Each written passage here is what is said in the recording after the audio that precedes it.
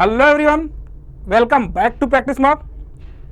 सो दोस्तों, आज हम इस वीडियो में दो बहुत ही पॉपुलर जीएन के एग्जाम के बारे में डिस्कस करने वाले हैं।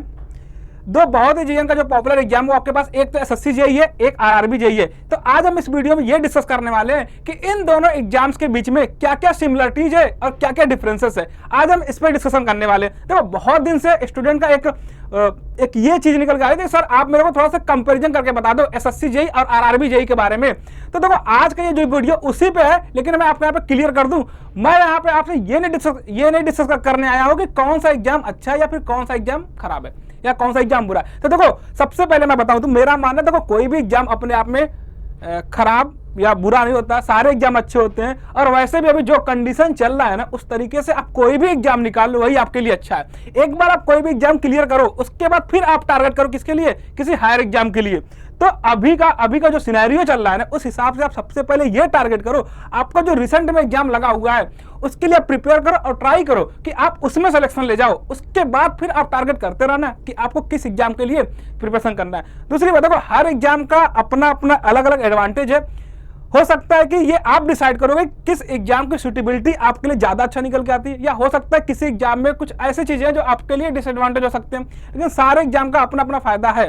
तो उसी के रिगार्डिंग हम इसमें डिस्कस करने वाले हैं एसएससी जेईई और आरआरबी जेईई के बारे में कि इन दोनों में क्या क्या सिमिलरिटीज है और क्या क्या डिफरेंसेस है। ठीक है, तो अगर मैं बात करूं सबसे पहले, क्योंकि अभी देखो अभी आपका एसएससी जेईई एग्जाम लगा हुआ है। अब एसएससी जेईई एग्जाम अभी आपको एक ही महीने बाद देना है, तो हम सबसे पहले बात करते हैं एसएससी जेईई एग्जाम की। उसके बाद देखो आरआरबी जेईई की।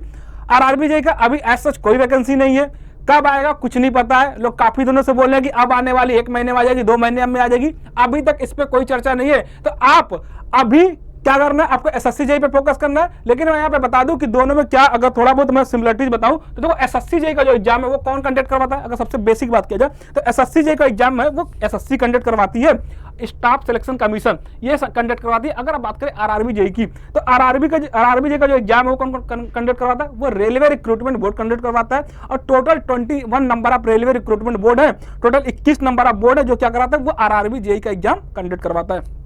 ये सबसे बेसिक बात हुई। दूसरी, अगर हम बात करें एज लिमिट की, तो इस बार जो एसएससी जेईई की एज लिमिट है उसमें थोड़ा सा चेंजेस था। आप अगर देखोगे ना, इस बार के एसएससी जेईई वाले एग्जाम में टोटल जो एज लिमिट है, मैक्सिमम एज लिमिट है, वो अगर सीपीडब्ल्यूडी में देखोगे तो आपको 32 ईयर मिलेगा, 32 ईयर्स मिलेंगे। लेकिन अदर जितने भी डिपार्टमेंट है सीपीडब्ल्यूडी को छोड़ के, अगर सीपीडब्ल्यूडी को छोड़ के अगर आप बाकी डिपार्टमेंट की बात करोगे, चाहे वो एमईएस हो, चाहे सीडब्ल्यूसी हो, चाहे बीआरओ हो, चाहे एनटीआरओ, कोई भी और डिपार्टमेंट है, उन सारे डिपार्टमेंट में जो मैक्सिमम एज लिमिट है वो कितना है, वो 30 साल ही है।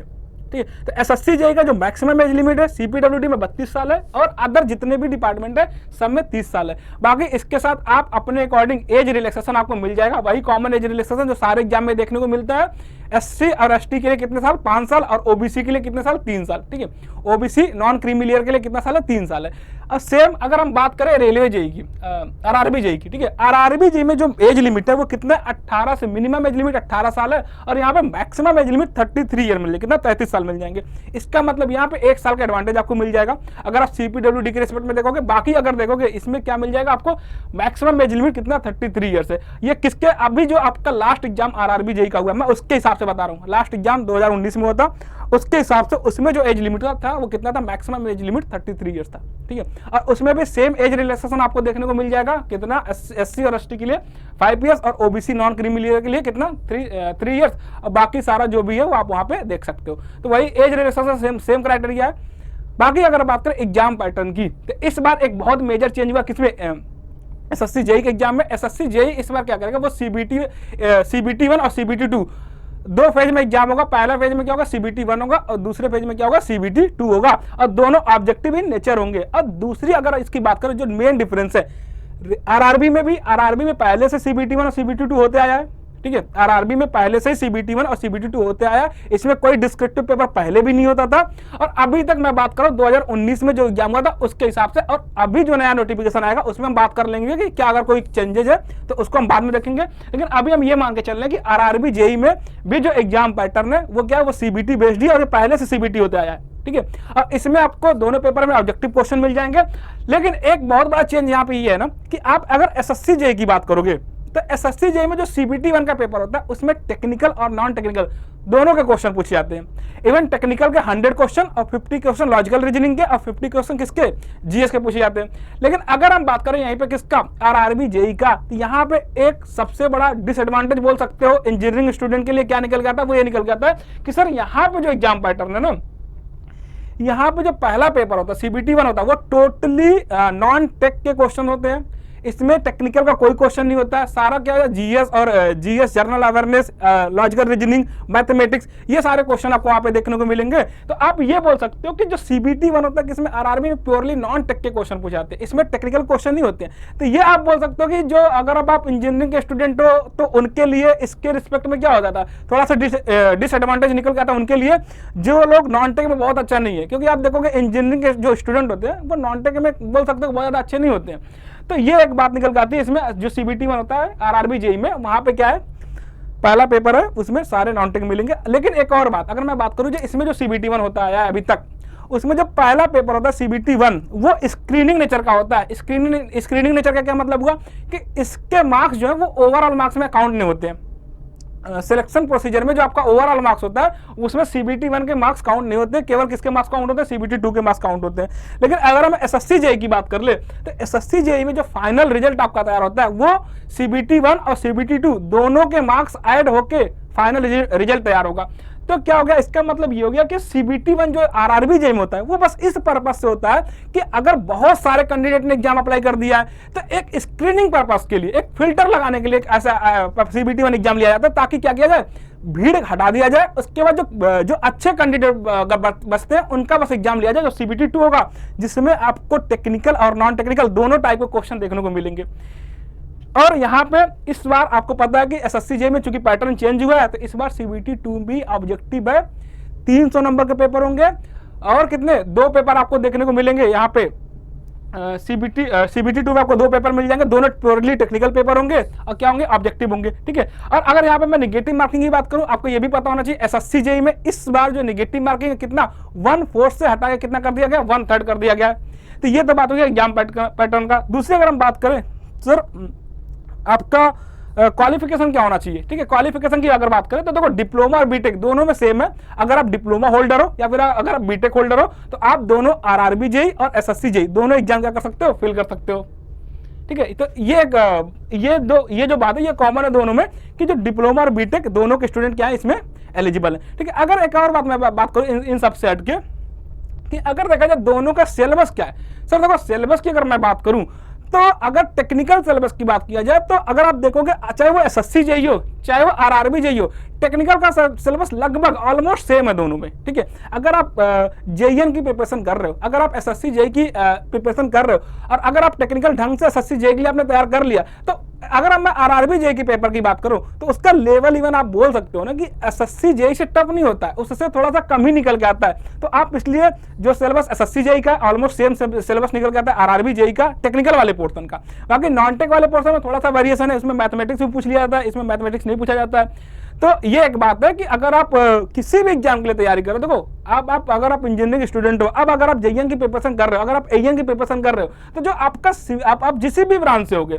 उसका जो ओवरऑल सिलेबस होगा वो एक ओवरऑल सिलेबस लगभग सेम होता है और थोड़ा सा वेरिएशन बस होता है क्या, हर एग्जाम के हिसाब से थोड़ा बहुत जो क्या डिफरेंसेस मिलते हैं वो आप बाद में देख सकते हो, बट जो ओवरऑल जो सिलेबस है वो दोनों का सेम ही है। और हर एग्जाम में ऑलमोस्ट हर एग्जाम में लगभग सिलेबस सेम मिलता है, बस 1-2 टॉपिक का आगे पीछे फर्क होता है। ठीक है, तो आप अगर किसी भी एग्जाम के लिए प्रिपरेशन कर रहे हो तो हर एग्जाम में वैलिड जाएगा और यहाँ पे तो लगभग ऑलमोस्ट बिल्कुल ही सेम होता है क्योंकि दोनों जेईएन के एग्जाम है। ठीक है, तो ये सारी बातें हो गई। और अगर मैं बात करूं लास्ट में सैलरी का, जिसका स्टूडेंट को बहुत ज्यादा इंतजार होता है, सर मेरे को सैलरी बता दिया जाए कि आरआरबी जेईई में कितनी सैलरी मिलेगी, एसएससी जेईई में कितनी सैलरी मिलेगी। देखो आरआरबी जेईई का जो पहले मैं बात बताऊं, जो आरआरबी जेईई है ये ग्रुप आरआरबी जेईई की जो जॉब है वो ग्रुप बी की जॉब है, नॉन गजेटेड पोस्ट है। और यहाँ पे जो पे स्केल आपको देखने को मिलेगा वो कितने मिलेगा, 35,401 से लेके कितना मिलेगा 1,12,400 तक का। ये आपको किसका सैलरी है, किसका, ये एसएससी जेईई का। और अगर मैं बात करूँ एसएससी जेईई के रिगार्डिंग तो ये आपका सैलरी हो गया। बाकी अगर मैं बात करूँ कि यहाँ पे जो आपको इनहैंस सैलरी मिलेगा, इनहैंस सैलरी जिसमें अगर मैं बात करूँ एचआरए आप ऐड कर दो, डीए ऐड कर दो और ट्रेवल अलाउंस ऐड कर दो, अगर ये सब मिला के देखा जाए तो इसकी भी सैलरी आपको पहुंच जाती है लगभग कुछ 46 या समथिंग से लेके आपको पहुंच जाएगी सैलरी लगभग 54,000 तक पहुंच जाती है। ठीक है, तो एक बार देखना क्या होता है ना कि जैसे जो इसमें जो एचआरए क्या है वो अलग अलग सिटी के आधार पे अलग अलग डिसाइड किया गया है। तो इसमें जो आपका जो भी निकल गया, जो भी सिटी होगा उस हिसाब से आप जहाँ जिस सिटी में आप जॉब कर रहे होगे, जहाँ पे आपका जॉब लगा होगा उस हिसाब से उस सिटी के बेसिस पे आपका एचआरए अलग अलग होगा। उस तरीके से यहाँ पे जो इनहैंस सैलरी निकल जाएगी, अगर सब कुछ अगर ऐड कर दिया जाए, ग्रॉस सैलरी जिसको हम ग्रॉस सैलरी बोलते हैं, वहां पे जो आपको मिल जाएगा वो 46 या समथिंग से लेके ऑलमोस्ट पहुंच जाता है 54,000 के आसपास तक का। और दूसरी बात अगर मैं बात करूं आरआरबी जेई में, ठीक है, आरआरबी जेई में अगर मैं बात करूं इनहैंस सैलरी, अभी का जो इनहैंस सैलरी अब बनेगा, क्योंकि इसमें जो बेसिक सैलरी होता है वो भी 35,000 के आसपास का है। उसके बाद जो नेक्स्ट सैलरी मिलेगा इसमें भी सब कुछ ऐड करके, डीए वगैरह ऐड करके वो कितना हो जाएगा, लगभग अब 55,000 के आसपास पहुंच जाएगा आफ्टर ट्रेनिंग पीरियड। मैं ट्रेनिंग पीरियड की बात कर रहा हूँ। ट्रेनिंग पीरियड अगर मैं बात करूँ ट्रेनिंग पीरियड में यहाँ पे, तो ट्रेनिंग पीरियड में सैलरी थोड़ी सी कम होती है, ट्रेनिंग पीरियड में सैलरी थोड़ी कम निकल के आएगी। लेकिन मैं अगर एक बार आफ्टर द ट्रेनिंग पीरियड आपको जो सैलरी इनहैंस सैलरी बोल रहे हैं, फिर ग्रॉस सैलरी बोल रहे हैं, वो आपको ऑलमोस्ट निकल जाएगी कितना, 55,000 के आसपास आ जाएगा अगर हम डीए वगैरह सब कुछ ऐड कर दे तो। ये सारी बात होगी एसएससी जेई का और आरआरबी का। अब आपको डिसाइड करना कि आपकी सुटेबिलिटी किस में ज्यादा है, क्योंकि देखो अगर मैं बात करूं एसएससी जेई एग्जाम की, ठीक है, तो एसएससी जेई एग्जाम की अगर मैं बात करूं तो इसमें जो जॉब लोकेशन है, ठीक है, इसमें जो जॉब लोकेशन है वो जॉब लोकेशन आपका थ्रू आउट द जॉब क्या होता रहेगा, चेंज होते रहेगा। इसका जो जॉब लोकेशन वो थ्रू आउट द जॉब क्या होता रहेगा, चेंज होते रहेगा। हो सकता है कि आज अभी आप कहीं पे काम कर रहे हो, ठीक है, आज अगर आप महाराष्ट्र में काम कर रहे हो तो हो सकता है कुछ दिन बाद आपको ट्रांसफर कर दिया जाए, केरला में पहुंच गए। तो यहाँ पे एसएससी जेई में क्या होता है, ये जॉब लोकेशन आपकी हमेशा थ्रू आउट द जॉब क्या हो रहा है, चेंज होते रहेगा। लेकिन अगर मैं आरआरबी जेई की बात करूं तो आरआरबी जेई आपके पास एक एडवांटेज ये निकल के आता है कि आपको एग्जाम फॉर्म फिल करने से पहले आपसे पूछ लिया जाता है कि इतने सारे जोन हमारे पास है, आप किस जोन में जॉब करना चाहते हो, ठीक है। तो आप अपने अकॉर्डिंग जिस भी जोन में आप जॉब करने के लिए इंटरेस्टेड हो उसके हिसाब से क्या करो, फॉर्म फिल कर दो। और उसके बाद आपको एक बार क्या हो गया, अगर आपका उस जोन में जॉब हो गया, आप एक बार उस जोन में पोस्टेड हो गए, तो आपको थ्रू आउट द लाइफ क्या होगा, आपका जॉब वहीं रहेगा, परमानेंट जॉब होगा और वो जॉब लोकेशन चेंज नहीं होगा। तो एक बोल सकते हो थोड़ा सा एसएससी जेई वाले केस में कि आपका जॉब लोकेशन चेंज होते रहेगा through out the your job period, but यहाँ पे आरआरबी जेई में क्या होगा, आपका job location through out the life क्या होगा, सेम होगा, थ्रू आउट द जॉब क्या होगा, सेम होगा। दूसरी अगर मैं बात करूं कि सर एसएससी जेई में एक अगर आप देख रहे हो, आपको दिख भी रहा होगा अभी कि एसएससी जेई में जो रिक्रूटमेंट प्रोसेस है वो अभी लगभग ऑलमोस्ट हर साल आपको वैकेंसी देखने को मिल जा रही है, ठीक है। ये एक बहुत बड़ा एडवांटेज है एसएससी जेई का कि आपको लगभग हर साल कम से कम रिक्रूटमेंट यहाँ पे क्या मिल रहा है, हर साल वैकेंसी देखने के लिए मिल रही है। लेकिन अगर मैं बात करूं आरआरबी जेई में, तो आरआरबी जेई अभी देखो बहुत लंबा टाइम हो गया, अभी वैकेंसी आई हुई है। लास्ट एग्जाम इन्होंने कब लिया था, 2019 में लिया था, 2019 में लिया था। उसके बाद से अभी आरआरबी जेई का कोई एग्जाम नहीं है और हर लोग एक्सपेक्टेशन निकाल रहे हैं कि अब हो जाएगा एग्जाम, तब हो जाएगा, लेकिन अभी तक कोई भी डेट आया हुआ नहीं है, ठीक है। तो अब देखो कब आता है, लेकिन अब देख लो, हो सकता है, मेरा मानना है अब तो आ जाना चाहिए, लेकिन मैं कोई डेट नहीं बताऊंगा कब तक आ जाएगा। तो ये बात होगी आरआरबी जेई की। तो ये सारी बात है कि आप देखो आपकी क्या सुटेबिलिटी है, ठीक है, आप किसमें ज्यादा कंफर्टेबल हो। लेकिन मेरा मानना है आप अगर प्रिपरेशन कर रहे हो तो आपके पास जो एग्जाम लगा हुआ पहले आप उस पर फोकस करो, उसके बाद जब आप आरआरबी जेई का वैकेंसी आ जाएगा आप उस पर फोकस कर लेना, ठीक है। तो ये सारी बातें हो गई। तो आप देखो क्या है आरआरबी जेई क्या है और एसएससी जेई क्या है। बाकी दूसरी बात है कि अगर मैं एक और बात है सैलरी को लेके बहुत लोगों के इश्यूज है, तो मैं क्या कर दूंगा, सैलरी पे एक सेपरेट वीडियो, एसएससी जेई के लिए एक सैलरी पे एक सेपरेट वीडियो बना दूंगा और आरआरबी जेई के लिए एक सेपरेट वीडियो बना दूंगा किस पे, सैलरी के रिगार्डिंग, ठीक है। तो दोस्तों यही है। Thank you everyone.